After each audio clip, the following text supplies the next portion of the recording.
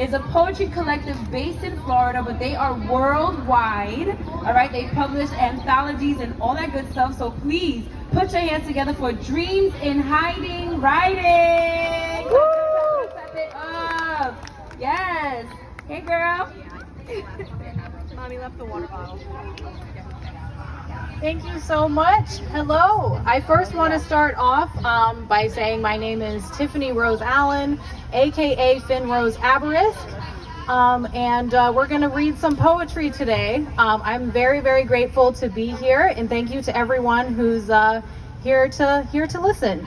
So, Dreams in Hiding, the anthology, was released in the fall of 2022, and it has a little over 40 different contributors total, and every piece is surrounded by the themes of dreams and nightmares, and whatever that meant to each individual author. So there's a very large array of different pieces of writing, and I think that they all complement each other really well. So I'm going to read one of mine that's in here, but you're also going to be hearing some pieces from some lovely writers such as RescuePoetix and Crystal Davis, John Queor, Isabella Calisi-Wagner, and Keanu Toro. So the piece that I will be reading is called I Wonder If the Gods Above Are Bakers. The astronomers have proclaimed that if the center of the universe were to have a smell and or even a taste, that it would be like raspberries and rum. It's an unusual clarity, a simple, mundane, and ordinary culmination of knowledge placed within the stars, making it seem like it is grand. Meanwhile, down on the earth, someone baked me cookies, leftovers from Halloween. Someone let me choose a rock from their adventures in Italy. Someone handed me a piece of peanut butter candy. Someone painted a picture for me. Someone gave their time and their opinions to me candidly. Someone shared a moment of their passion project with me.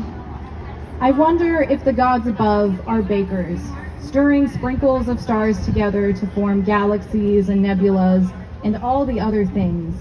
I wonder if we are all confection cakes, different pastries of some sort, each a unique specialty, some a little sour, some a little sweet. Here's a message for you. I need for you to hear it, regardless of where you might be, regardless of anything, all right? When the universe shows you that you are important, you need to listen to it. We feel like we are so small, we feel like we are not worth the time, we feel like our significance would not matter if it dissipated within moments of actualization. We too often let our sorrow get the better of us, and we ignore and we mismanage, and we turn our heads and tell ourselves that nothing really matters. And it's true, it doesn't, yet it does. It matters every second, and it matters every minute in every clandestine millithought of splendor. Call me sappy, call me cheesy, I feel implored to share this with you. Maybe I am a cheese-covered pastry. If I'm a specialty of some kind, it would definitely include lots of cheese. You are so important, and you need to listen when someone tells you so. I need you to listen. You will never be something that takes up too much space. The cosmos could not form without you, and you could not form without it. Maybe the gods left their ingredients at the center of the universe, and no matter how many rum raspberries we may get inebriated with, at the center of it all, it will always come down to you. You are love incarnate. You are the epitome of creation. You are the center. Thank you, and next you'll be hearing from RescuePoetix. Oh, also, follow us on Instagram at Dreams in Hiding Writing, and submissions for Volume 2 are currently open. So, yeah.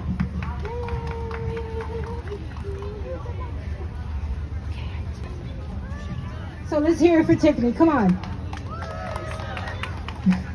You guys know you are outside, right? Not in a library. Thank you.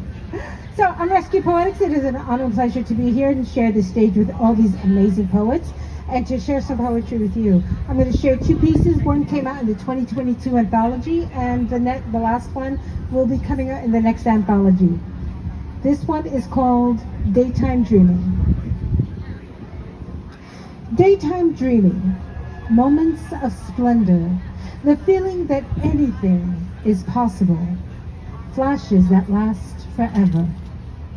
Simple ideas turn to complex, built on the notion of existence, lifted up into galaxies, twisting of stars gone nova, touch the darkness, corners expanding beyond themselves, lit by notions of existence, clouds of ideas, heavy with whispers, breeze shifting, perceptions, moments of change in the air, aware and present, sweeping through moments and from one to the other, carrying dreams in their wake, past the broken things, shades of ruminations, escaping insights, unlocking what binds us,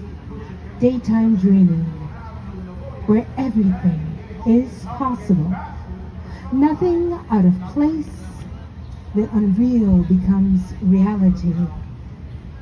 In the freedom of daytime dreams, filling insecurities with possibilities, replacing doubt with action, moving at the pace of clouds and dreams. The feeling that everything and anything is possible. They come of their own, fluid and sweet, to be real. Those clouds that shift through my fingers. Anything is possible. Daytime dreaming. Everything is possible.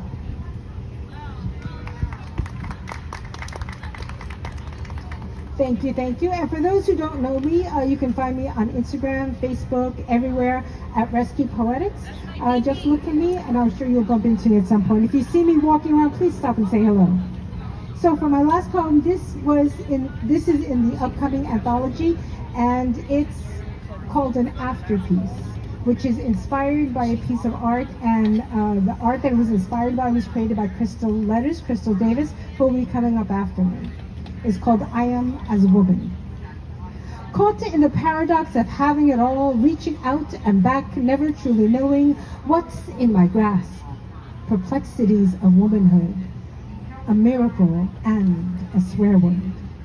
I strive to flex the barriers that live in my head and in the reality of others, never truly choosing where to set roots with two of everything, one for each side. Roots are for the comfortable and settled.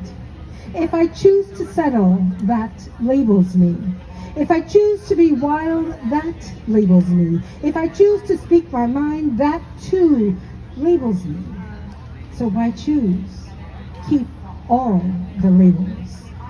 Miracles are terrifying as it should be. Second to none, woman is the first of our kind. World bearers. Chaos within to feed chaos without. Dividing dimensions of flesh. Inventing a new universe. Recreating and redefining as miracles do, terrifying for the point of rejection. Women cannot be real. They cannot be. I am as I was meant to be. The paradox is in the description of woman. Contradiction shaped by experiences of others. As woman, I am as woman. Thank you.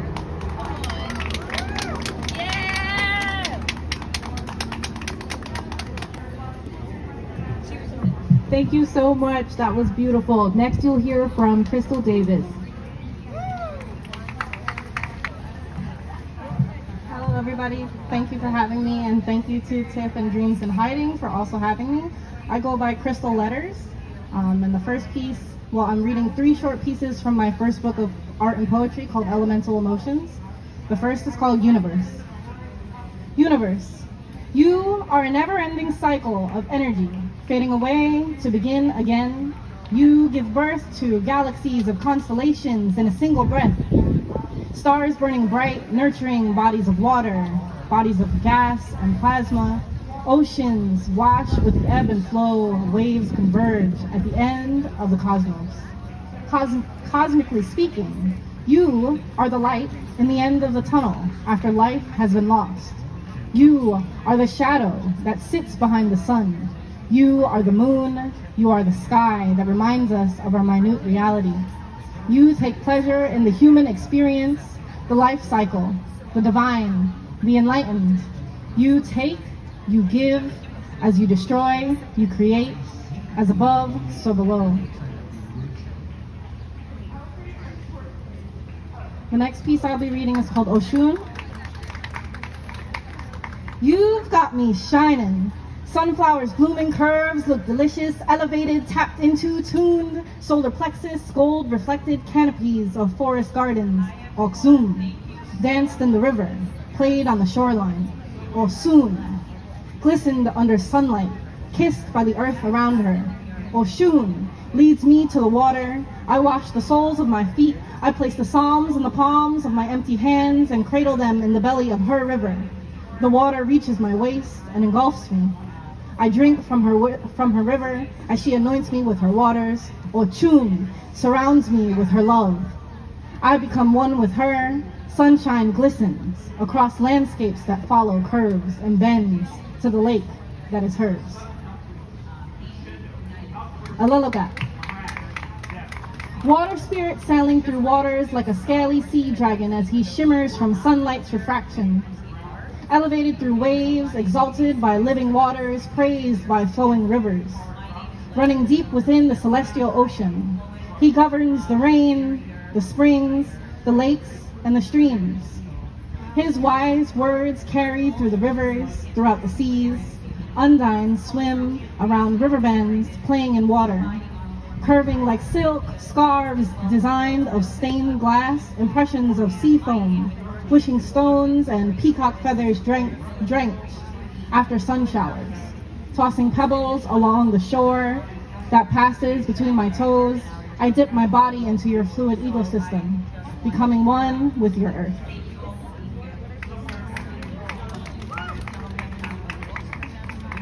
And the last piece that I will share is dedicated to my dad. In 1 second. Oh no! Alright, well, I'm sorry. That was my last piece, because my phone's acting up. But thank you very much. If anybody would like to find me on social media, I am Crystal Letters Official on Instagram and Crystal Letters on Facebook. Thank you so much for having me.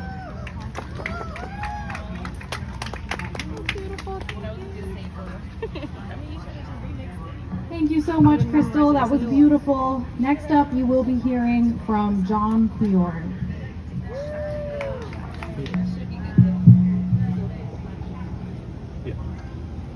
Hello everyone. I'm a little too tall for the stage, so I had to bring the microphone down. My name is John Queor, and this piece is called The Great Disruptor.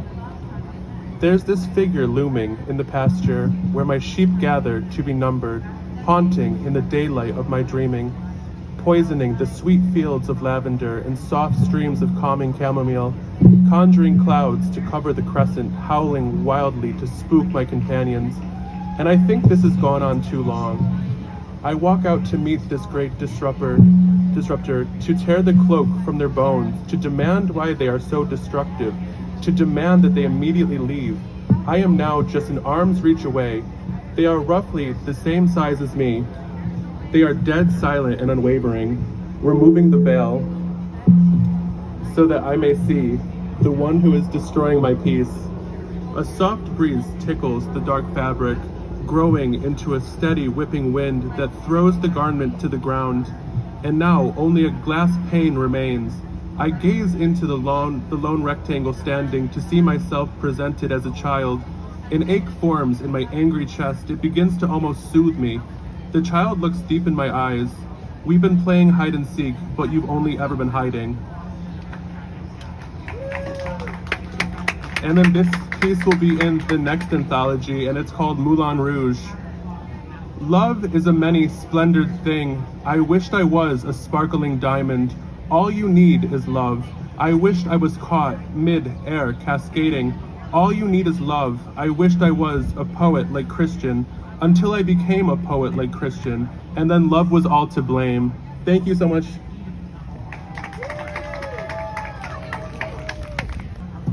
Thank you so much, John. That was lovely. Please feel free to follow him on Instagram at Johnny Queer, which is spelled QU33R. Next, we'll be hearing from Isabella.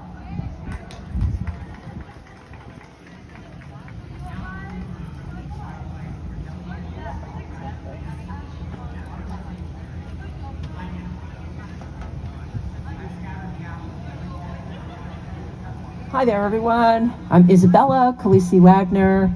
I want to thank Tiffiny for this opportunity to share my poetry. And yes, so this selection is from the anthology, Dreams in Hiding. It's called I Fancy the 7 Deadly Sins. Complete the following. Number 1, pride.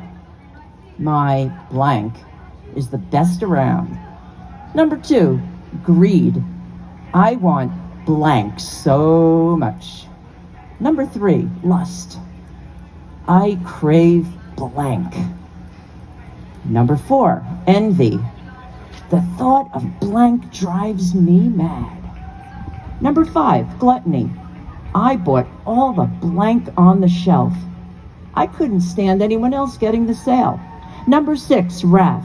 Hell hath no fury like blank. Number 7, sloth. I binge watch blank TV all morning. Maybe I'll sin one day and I'll fill out the 7 deadly sins form, or maybe I have done so already. You'll never know.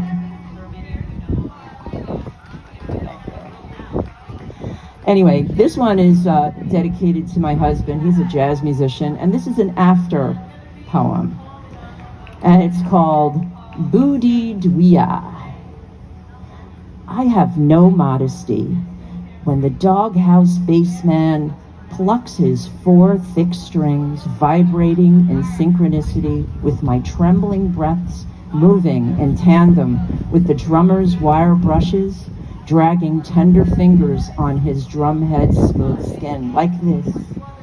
Booty Dwea, booty Dwea, oh mia, shwea, ya. When it's over, tiny explosions pop down my arms, down my flanks, my legs, my hair, as I reach for more music, dancing around my shameless head. Yay, Frank. He's also a music therapist. He's a very cool guy. Couldn't make it today because he was a little worn out.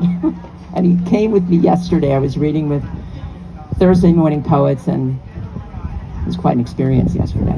Anyway, so this one is this is an after poem, and it's called Unfinished. Now, this is based on a painting that I'm doing that is taking so long, it's ridiculous. So thank you for this prompt. It's called Unfinished.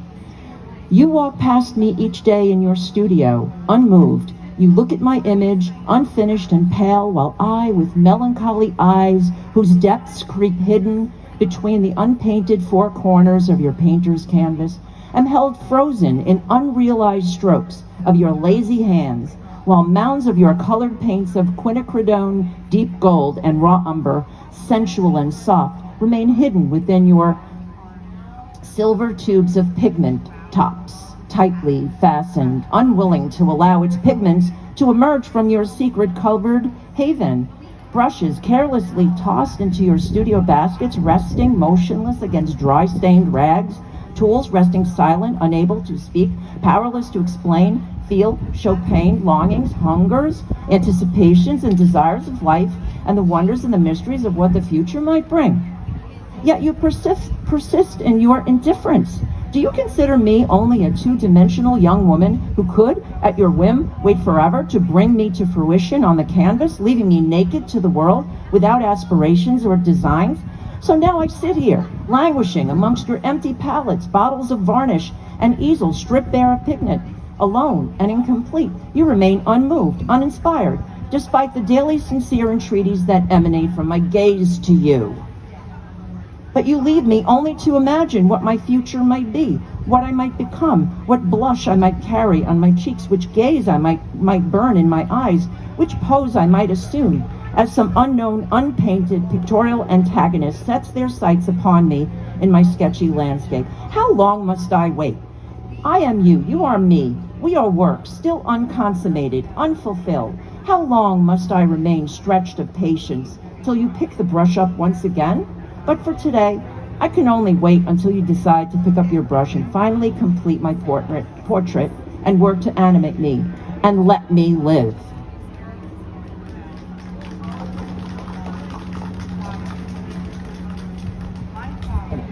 Thank you so much. And I really hope I finished that painting, for goodness sakes. It's like enough already. And you can reach me on Instagram. I'm Isabooklady. Thank you. Bye. Those were some very lovely and very powerful pieces. Our last reader will be Keanu J. Del Toro.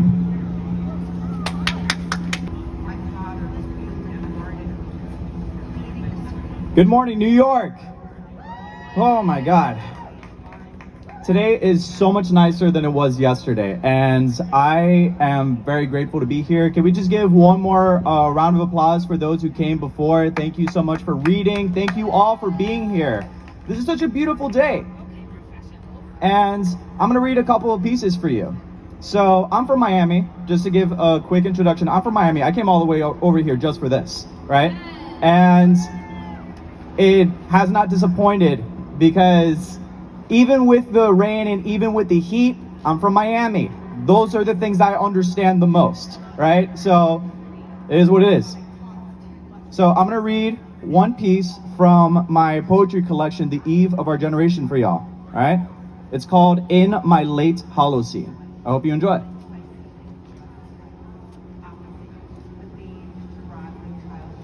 In my late Holocene, an open letter to you. Yes, you. My ancestors survived not just one, but every ice age. The last glacial maximum 20,000 years ago, when ice covered more than 10% of the planet, land, and the sea. When most of the terrain along the 45th and 40th degrees parallel were Tunga and Tundra, where we stand now. Mammoths, mastodons, saber-tooths, giant sloths, monsters real and imagined. My ancestors drove them all to annihilation. And so we entered the 6th mass extinction event. There are no Ticketmaster prices for it. You are the ticket, you are the master. Global warming, but one price we pay. My ancestors suffered the second death over and over and over, and I would never know all their names. My ancestors planted the first seeds that fed a tribe that coalesced into a nation. My ancestors survived mythology, prehistory, wove into the fabrics and textiles of society. They survived Toba, Neanderthals, volcanic winters. My ancestors sailed across the Atlantic and passed through Beringia. My ancestors survived plague, chickenpox, smallpox, malaria, yellow fever, leprosy, depression, famine, drought, war and conquest, inquisition, persecution, slavery, genocide, desecration, deforestation, and sea level rise. Funny enough, yours likely did too. These were the prices they paid in full. Our ancestors spread out from Africa, grew feet from hands, lost their tails, broke and chipped teeth and bones and rock and stone to fashion tools and weapons. Our magic system in real life is simply delicately and carefully putting things together in the exact way they need to in order for them to do what we want. From shoelaces with a loop-de-loop and pull to airplanes and smartphones. In every single change and phase and turn and season, the tree of life endured, and we are the fruit of all that hardship. We are the fruit of all that hardship, the largest scale model of trial and error imaginable. Don't waste it. Without your ancestors going through all the shit they went through, you would not be here. Without the cooperation and exploitation back then and happening right now every day, you would not know luxury the way the algorithm feeds it to you. We can be better because we have done it before. Be grateful for life's lovely mistakes. Own your failures, for they are yours. Give thanks for hitching a ride on the little blue dot during a time when we have Netflix and YouTube and vegan cookie dough ice cream and video games and memes to share with others. Help others, especially when they need it. Help yourself, because often you will need it. Give hugs often. Say I love you more. Slowly weed hate out of your vocabulary. Take a DNA test. Walk your dogs. Clean the litter box. Put away the rumpled clothes on your chair or on the corner of your bed. As you sit under the canopy of your family tree, remember where you come from, even if it's here. Enjoy what others don't. Enjoy the breeze. It won't last long for you or me. Thank you.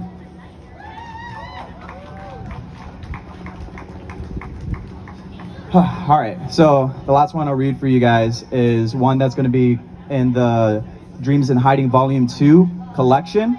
It's an after poem. For those who may not be familiar, an after poem is in response to a piece of work, whether it be a movie, another poem, a song, whatever. It's in response to that piece. So I have a couple things that I'm responding to, but one of them is Do Androids Dream of Electric Sheep? So, do androids dream of electric sheep?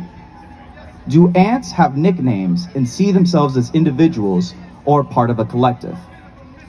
Do stars have their lives flash before their eyes as they go supernova? Do black holes carry the memory of what they once were when their bodies weren't so heavy as they shed their celestial coil? Do trees know, therefore they are? Am I the body, the brain, the electric current crackling in a meat suit? How much of me can I cut away until I no longer remain? If I whittle all the way down to one single cell, is that still me? Am I still me? Am I my memories, my beliefs? Am I poetry?